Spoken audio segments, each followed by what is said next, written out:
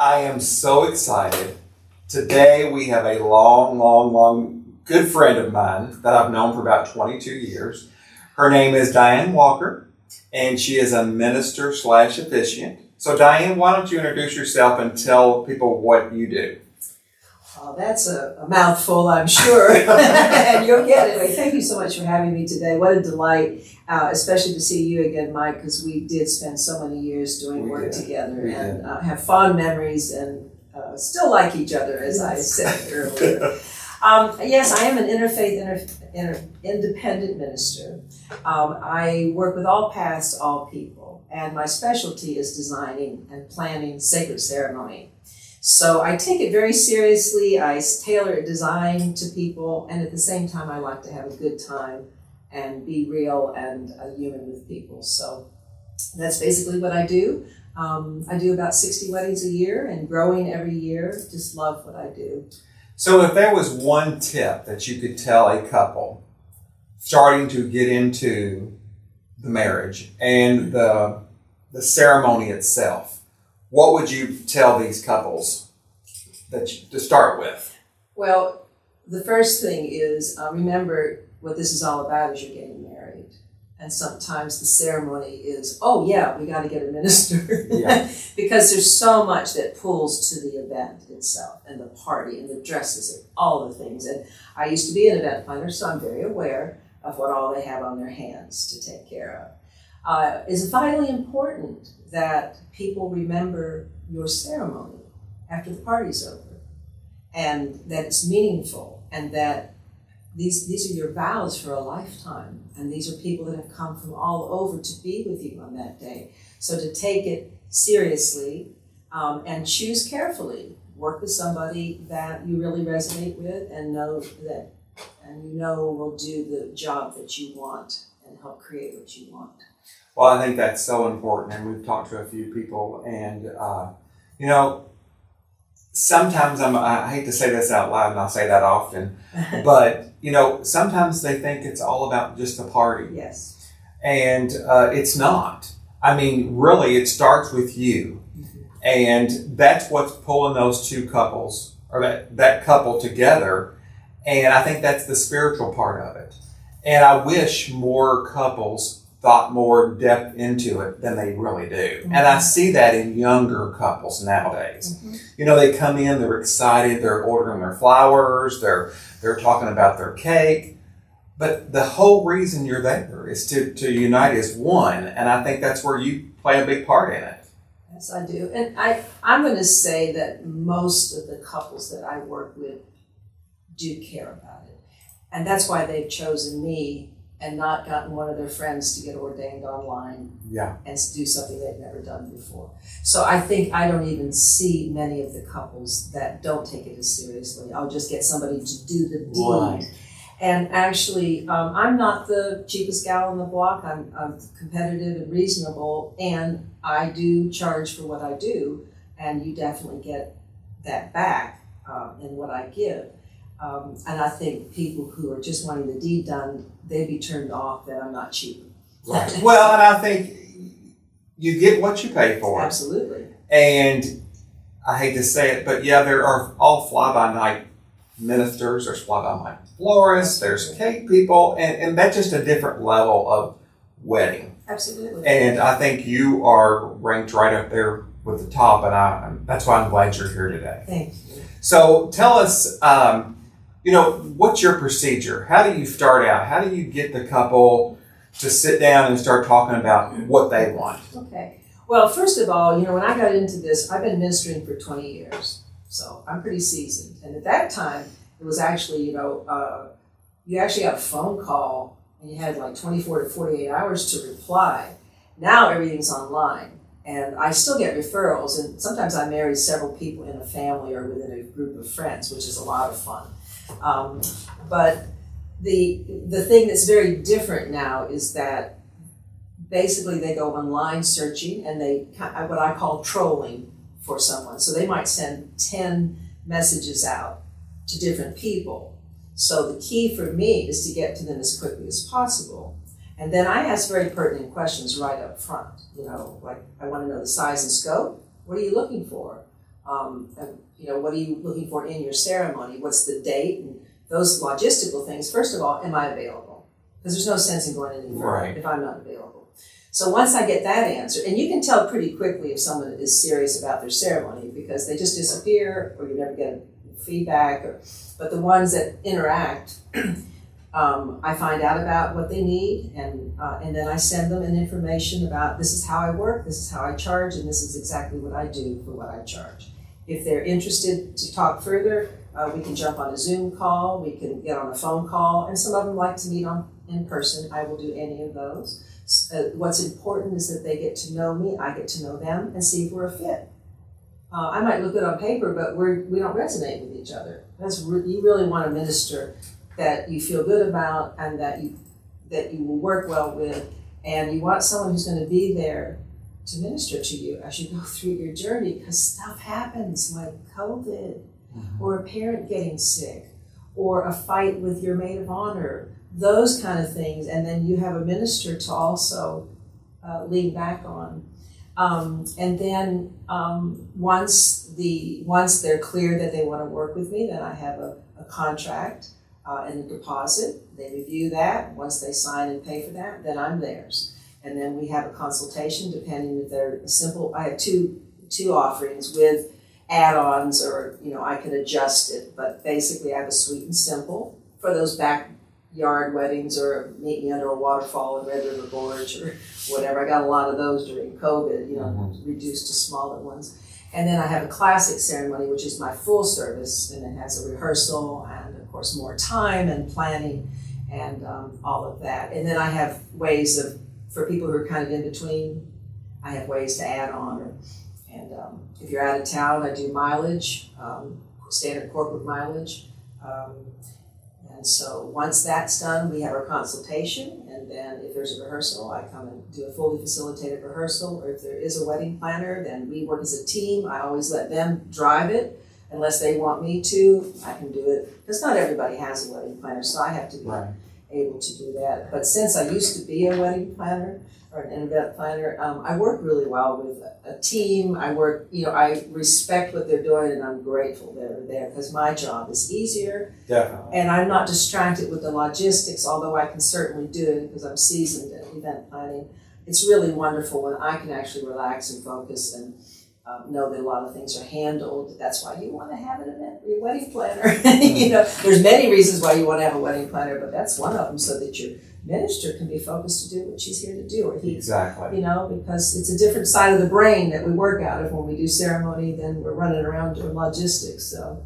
Absolutely. One of the things, Mike, that she just said was really important, and we've talked about it with all of your wedding professionals, is making sure you click, making sure that you vibe. You're going to be working with this person maybe months or longer. And when you talk about someone doing your ceremony, I have to say I have been to events before. It was abundantly clear that the person performing the ceremony had no idea who the couple was. Right.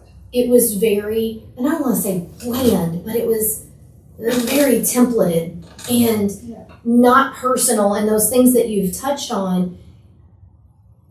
Yes, there's a party when you get married most of the time with that reception, but she has just said that is the foundation. That's where it all starts with your marriage. And I think sometimes people just go out, I've got to have somebody. And like you said, having conversations, meeting with them, make sure, everybody's on the same page, and whatever your personalities are, that's kind of reflected in your ceremony. Well, I think it's good too. That's when you meet with them, and like you said earlier, I sit down and sell flowers. I really don't think I'm really selling flowers, and I don't really think you're selling ministry. I think you're selling yourself, because if they like you and they like me, they're going to book with us. And I think that's so important, because just like you just said, you've got to have somebody that you click with. And you have good professionals across the board, everything's going to run so much smoother. If Sharon was here, she would tell you that, because she says, we've got to work with our team. You're 18. The 18. Mm-hmm. I'll vote too, because it's a world of difference when I show up as minister and there's my team of people that I'm familiar working with, with you or others that It just like, flows It flows like so a much stream. better. Yeah, Yes. because we already know each other's ways, and professionals at that quality, we jump in and do whatever it takes. We don't say, "Oh, it's not my job," or "I just, tell me when it's ready and I'll step in." There's not even been a Amen. pause. It's just Yeah, go. that's right. We're all Absolutely. there for the bride. That's right. It's Or the the couple. experience. It's the experience. That's what I was gonna say. When you're not selling flowers. I mean, if people want to look at it that way, and you're not selling a decor, you're not selling a look. It's an experience You're that selling you're an helping experience. create. And the same for the officiant. The officiant is up in front of everyone and pretty much controlling, for lack of a better word, the atmosphere, the personality. Like, what is, if it's a fun event. I call it holding the container. Yes. I hold space for something very special to happen. And you're holding space for whatever may happen. And over 20 years, I've seen a lot, Oh, I am That's sure. a whole I nother am sure. episode, right? Well, once I don't do this anymore because I'm too old to walk or talk or whatever, I'm going to be writing a book about this. Okay. And then we Can you can imagine me being too old to talk? I doubt it. Doubt it. And then we can go through and quote, and now in Diane's book on page 3, she talked about this story. But Oh, you're exactly right, because when you've been to I don't know how many weddings, but when a person's up there and they're trying to include everybody, but it's still yet a very sacred moment of the exchange of the vows. I've just been to so many, and I love about how you're explaining.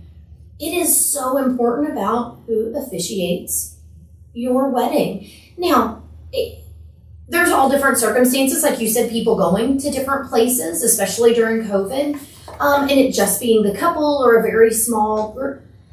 It's your day. You get to decide how it's done. That's right. But it's so important what you're saying. So do you encourage couples to write their own vows, or?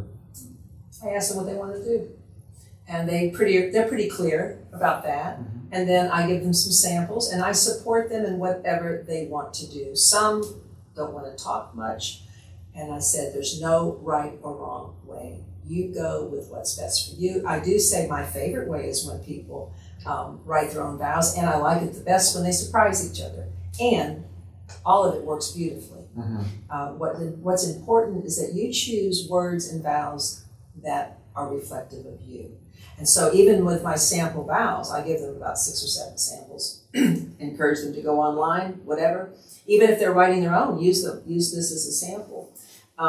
You can change any words you want, edit it, make sure that the words that come out of your mouth as you look in your beloved's eyes are words that you mean from your heart. And so there is no right or wrong way. I have lots of resources, and they can bring anything that they want to include. I've had a few over the years write the entire ceremony and asked if I'm willing to do it. I said, let me look at it. And as long as there's not anything in there that I wouldn't say, I'm happy to do it. It's actually a little harder on me because I have to get familiar with something new. Right. I'm out of my flow, but I'm happy to always do that. My job is to help the couple create what they want with as little or as much input from me as they want. And most people come to the table with very little. In fact, most of the time they go, oh, we never thought about that. Oh, we didn't think about that, And so I said, yeah, that's why we do this. And I encourage them to have their consultation earlier on with me, because I will bring up things that they might want to think about that will affect the whole ceremony. And maybe even throw some tidbits in about their party afterwards too, because it's, I know a lot of people and I know a lot of referrals and things that work. I also like to, when I meet with a couple, I like to see what their heritage is, what's special in their background or family, so that we can bring those touches in, because it's wonderful when you watch the faces of the family members, the parents, the grandparents light up because you mentioned something, or for them to hear about their son and they light up saying, yeah, we did a good job with him, or whatever, just to see that personal touch. Well, I was going to say, I love how the personal touch that you put into your ceremonies. I think that's great. One other thing I want to mention, because I'm not so sure many ministers do this, or officiants, my focus is the couple. But there's a whole lot of people who've gathered in the honor of love in this couple. And I want each and every one of them's hearts to be touched by what's experienced so that their expression of love may also be deepened. A lot of people that come to weddings, they don't really want to be there. They're there because they love the couple, but they're grieving because they just got divorced, or they've never met anybody, or you know how it is. We have our hearts broken, and there's different phases and times. I remember one time when I was doing event planning, I was in the middle of my divorce and had to go do somebody's wedding, and I stepped outside the tent several times through the night to cry. And, that's real life stuff, So I always like to include, so people, I even say, friends and family, we're not just observers tonight or today. We are active participants in this wedding ceremony. And that what's experienced here touch your heart so that your expression of love may also be expanded. So that, I say, they get more for their bucks, it's like, they get a wonderful ceremony, and then their guests are touched. Families are healed. I had one gentleman come up to me, and I said, no matter how many times your heart gets broken in a lifetime, don't give up on love. Because look what might be right around the corner that you're missing, So this gentleman came up to me, and he said, I want you to know that you changed me today, because my wife died 5 years ago. This was a younger man. He'd lost his wife early. And he said, I closed my heart after that. He said, today it opened back up because of you. That's why I do what I do, That's amazing. Yeah, and that's just one little of many stories, and how many hearts I don't even get to hear about. And it's because of that couple's union that caused that brought all these people together to hear a message of love. And it's really important that I don't leave half of them out because of a religious point of view, or, I have ways of doing that where everyone is included, whether you believe in the religion that's being expressed or no religion. Well, and just by you saying that, you come in, you're going to the ceremony, you're preaching this, and you're including everybody. Mm-hmm. You don't get that from too many. I mean, yes, that minister is there for that couple. And I hate to say it, but yes, the people in the audience or in the congregation kind of drifts away. And I think you have said the right thing, and I would pick you over anybody else right now just because you are going to grab their heart and bring them up there with that couple. And I think that's amazing. So, and you just brought a tear to my eye. So well, mine too. I got a little choked up. I think too, sometimes as wedding professionals or people in the industry, it can float away the amount of impact every single thing can not only have on an event, but also the guest. Everything that everyone does, no matter who you are, is important on some way, shape, or form. So it's always nice to hear those stories. And you're right, sometimes there's so many things that happen that people didn't have an opportunity to share with you. Well, and as a professional in this business, and I'll go into another topic too, but we get into a routine. Mm-hmm. We do lots of weddings. We do almost 300 weddings a year. Mm-hmm. Sometimes it's 5 a weekend, sometimes it's 10 a weekend. But I mean, you know what? We're pumping the stuff out. We're not really thinking about the real reason that we're making these flowers. And by sitting here talking to you today, it makes me realize, we are doing and gathering and putting stuff together for a special moment that is very special. And I'll be honest with you, I have never really thought about it that way before until right now. We do that. We get into that routine of, here's another bride, production. Here's another bride, production down the road. But each ceremony is so special. And I'm so glad you brought that up, because me personally have not looked at it that way before. And I don't think a lot of people do. And I think it's great that you said that your couples do. But I feel like you reel them in and you connect them. And I think that's awesome. Very valid point, because it's a process for you. Okay, here's the order. This is what I need to do. This is the flowers we have to have. This is the outcome. This is, okay, I'm delivering it. Okay, I'm here setting it up. you're part of two people coming together. You're part of that marriage that is for years to come. Mm-hmm. It's one of the most important days of their lives. Truly is. Yes. Now, I want to say something, Mike Gaddie. You may be on production, but I've never seen you show up without your heart, and I need to just say that out loud. Well, It's really, that. I mean, I have a certain amount of logistical stuff I have to do when my computer doesn't print, and I've got to get this thing in, and I'm, but I have to say this, that there's not one wedding that I walk into that my full focus is not on that couple and their day. And I never tire of it because of it. They're no two alike. I have a flow that I go by, and each one is tailored and about them and whatever's going on in their life. And the thing is to truly listen. See, if you do, I know that about you, Mike. You truly listen to what's going on. So Well, I appreciate don't be you too saying hard that. on yourself. I appreciate you saying that. And I mean, I guess if you just get into that everyday routine of work. And what I was going to say earlier, and I know you preach funerals too. And I tell you what, it's the same thing with funerals. And I mean, we do more funerals than we do weddings. Yes. And it's a routine. Every day you're dealing with emotions. And I hate it when you go to a funeral, just like you said earlier, and the minister's up there talking and they have no clue anything about that body laying there. Mm-hmm. And what you said is so important. But what I was saying too is, we get in that routine. I don't want to down the subject at all because I've lost people in my family too. But it's like we're in a routine every day to make pretty flowers to lay on that casket so people can see. And I feel like my job's that way with funerals and weddings. And I think both of us play a big part in both of those. So. Well, we all need to be reminded, and that's what I did today. I just reminded you. You did. You really thank do you. know. And you just got reminded. And we all can get into that by rote. Luckily, in the work that I do, I hardly ever do because it's just a different place for me as a minister. Those flowers, though, those are part of the foundation. Every single thing, every little detail that the bride and groom create together, and sometimes the mothers are involved, it's all very different. That is part of their foundation, all of it. The dress, the people that are there, the location, the time of day, all of it is like this foundation that's being built for them to step out into the world.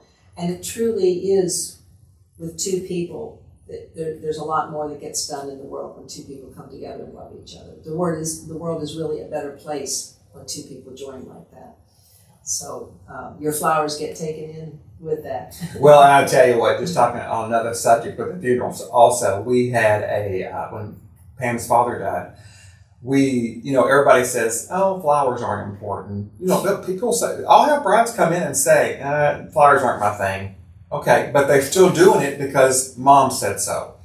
But for an example, at a funeral, if you had no flowers at a funeral, and this happened at Pam's dad's funeral, is we stayed late and we moved everything to the chapel, and David was laying there by himself in this casket, and there was no flowers around. And Pam came up to me and said, this is why people send flowers to the funeral home. Because it's such a big impact, and you don't realize how important it is until it's not there. You strip it away and it's blatantly obvious. And why? What is it about flowers? It comforts. It's joyful. It's Yes. full of color and fragrance. It's full of nature. And I've heard it say it's God's way of singing. All the different aspects of flowers. That's why flowers are given for special occasions. And, one of the things I'd like to say since we're on flowers, I like to see things done with the flowers afterwards. Yeah. Donated someplace so the joy gets sent out. Yeah. Send it home with your guests. Create a drive arrangement out of it. You don't just have to. That used to break my heart when people would walk out and leave 50 centerpieces. Yeah. That happens. I'd be gathering them up and put them in my car, rescuing them, taking them out to nursing homes. And so I want to say that to awake people that these are beautiful things that you can pass on from your wedding that gifts out into the world. Yeah. Same thing with the leftovers from catering. If you can't use it, make sure that someone who needs it can. How lovely to sit down the next day and have a meal that was from the wedding. It's almost like living it over again. And sometimes they send food home with the minister, and I love it. So Diane, tell me, how far out in advance? I know you say you got your contract and all that, but if I was a couple wanting to send you someone, how far out in advance should I send someone to you? Everyone's different, or yeah, everyone's different. I mean, I've had 2 hours notice before because the minister canceled because they had to work, or they got sick, or they just didn't show up. So I do have those, and I can take care of that. I'm pretty schooled at jumping in as long as I'm available. The way I look at it is that as soon as you start planning your wedding, you need to get your site first, your date, get your location, usually your caterer. But pretty quickly after that, you want to book your wedding minister, because it may be a year and a half out, and September and October is like the busiest months of the year. I have to turn away weddings all the time, even though it's a year out. So there is no right or wrong about that, but put it at the top of your list. Get your site and date first, and then from there, get everybody booked that you can right up front. So you get the DJ that you want, the florist that you want, because you may have more availability to take more. I can only do one at a time, and the DJ can usually only do one at a time unless they're accompanied. So. But do you? I don't want to use this word, but do you help counsel the bride and groom? Because I don't want the counsel sounds like it's a marriage. I coach. But coach. Yeah, and here's two ways that I do it. Some people come to me and want marriage counseling. And I say, I don't really do counseling. I will coach and guide you. And I set it up on an hourly basis outside of the price of the ceremony. If they ask for, counseling or coaching, I'm happy to do that. What we normally do is get together for an hour, see what's going on, and then see if they want to do more, if that's enough. Some people come that maybe they're Catholics, but they're not going to do a traditional Catholic, and they want to do some pre-Cana, and we might do it together. I'm not Catholic, and I can guide them through some things. The other piece to know about me, though, is I'm always coaching. So when I'm working with them, when I sit down to do their consultation, stuff comes up in the way that they interact with each other, or I'm always, my job and my life is about making things better, whatever I do. And so, of course, in my ministry, if there's a tidbit I can say, or, hey, you might want to jump on this particular podcast because she's got some really good counsel on relationships, or a book, or a philosophy, I just share it as I'm going with them. And then in my ceremony, everybody gets some of it. It's to everybody about how to love. We are here to learn to love. And we all can learn to love better, can't we? Right. As long as we're breathing and we're in this body, you can deepen the way that you love. So that's what I do. That's why I do this. That's why I get lit up. And, we talked about how I include people. I've had people come up to me, let's say if we open up with a prayer, because they want me to open up with a prayer. I don't have to. I can talk about love without addressing it to a God, okay? Like I said, I have my own belief. So this is how I may introduce it. I'm an interfaith minister. I honor all paths, all people, all cultures. I invite you to the God of your understanding, the place where love connects all of us as we open in a prayer of gratitude. And then those who go to God can do that. And those who go to love can do that. And I'll have people come up to me afterwards saying, that's the first time I ever felt included in a ceremony. Because usually at a funeral that happens, and at a wedding that happens, half the people are excluded because they don't have that belief system.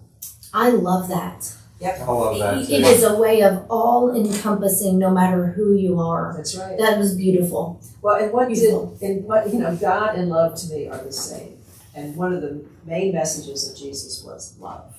And when I was in ministerial school, my favorite course was the world religions. And the reason that I loved those was because it showed what the commonality was in all of them. It was love. I was getting ready to say love. Love the divine, however you call it. Love yourself and love each other, period. Boy, I feel like we have just learned a lot.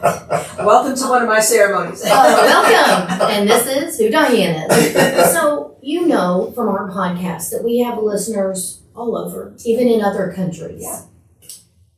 They must find us amusing or something. I'm not really sure, but there they are. So for those that might not be local, to be able to utilize your services, is there something that you could share with them? I know you've already given some tips. Is there something you would share with them if you had just a few seconds or a minute with them in front of you? Is there something you would share with them in regards to their officiant or their ceremony besides what you've shared so much with us? But I was just curious, if you had a moment with them, no matter where in the world they are, what would you share with them? Well, first of all, I have to say I travel anywhere in the world. If you want to bring me, There you go. You have bags, will travel. That's Sharon saying, so we'll throw her in there. I actually call myself a minister, a go-go, but oh, right. And I drive anywhere, and people have flown me to do their wedding. So that doesn't exclude having me there if you want to. Absolutely. If you want to do that. You know, what comes to heart is this is about the two of you. And it's really important that your ceremony is a reflection of the two of you. And not only for your own sake, but you're taking a stand to start your own expression of family. And it's not to be a rubber stamp of what your family is. It's supposed to be what the two of you want to create. So please honor your family and honor your heritage and your culture. There are ways to do it in ways that you can put touches in without taking over your ceremony. Make it about the two of you, and don't let anything rock your boat that brings you sadness or stress or upset around that. Everything can be worked out with love. Amen. And take the higher route as much as you possibly can. When a family disagrees, stand your ground with love and with kindness. You're amazing. Well, thank you. You are amazing. It took a long time for me to grow into the person that I am today. I feel like every minute of this episode, no matter who you are, where you're at with your wedding planning, maybe you're already married and you just love to listen to us. There is something for every single person out there with pretty much every moment of this episode. Yes. And that is our mission, is to provide quality information and education for those who want to listen. And I think this episode pretty much summarizes that mission. Definitely. Good job. I thank you so much. I mean, It's been fabulous, and I feel like we could talk all day. I really do. Easy. Easy. Yeah. It comes easy to all of us. Yeah. Before you go, would you mind sharing with our audience anything else you'd like to share, how they can connect with you, where they can find you? You know, of course, we'll put links and stuff in the show notes, but would you share with our audience? Sure. First of all, I want to say thank you to you both, too. I've had a ball. I love it because it was human and heartfelt and spontaneous. And that, for me, is the richness of life. So what you do here is really cool. And, Thank you. And it was fun to jump on and listen to the podcast before I came today, because you do have a lot of fun. And I do have fun at my weddings. Best thing is my website, ministerswithmore.com. And then you can message me directly. And then we can set up. I love it that we can meet on Zoom these days, so we can actually see and. Doesn't matter where they are. No, it doesn't Yes. matter where they are, as long as we can line up the time, so I'm not in my pajamas. So. Well, at least with That's Zoom okay, from the too. waist up, Well, right? as I said when I came in, I said I look decent for me at waist up. Anyway, yeah. So that's just it. It's pretty straightforward, and I'm really good at responding quickly. So. Yeah. Awesome. Yeah. Mike, I know that you've known her for a long time, and you said that she would be an excellent guest to have part of the podcast. And for once, I can say you were 100% correct. Thank you. Thank you. I mean, this hasn't been a very joking episode, so I figured we better get something in there. You don't want to disappoint our audience, but no, it does feel refreshing to It say does. you were correct. Well, thank you. Thank you very much. And So- Diane, thank you. Oh, my pleasure. Very, This was very fun, and much. I'm glad it worked out so easily today. Yes. Yeah, excellent. For all of our listeners out there, we appreciate you being part of our podcast And we appreciate each and every one of you. Thank you for everyone that has shared this with your family, your friends, other engaged couples, business owners, whoever, throughout our journey with podcasting. We really enjoy it. So since Sharon's not here with us, she's always with us in spirit, but she is definitely missed in the studio. So we have to give a shout out for her. Mike, what does Sharon always ask from our listeners? To give us a glowing 5-star review. She would be so proud of you because you did excellent. There it is. So make sure you subscribe on your favorite podcast platform. Diane, thank you again for your time. We appreciate it. And until next time, everyone, take care.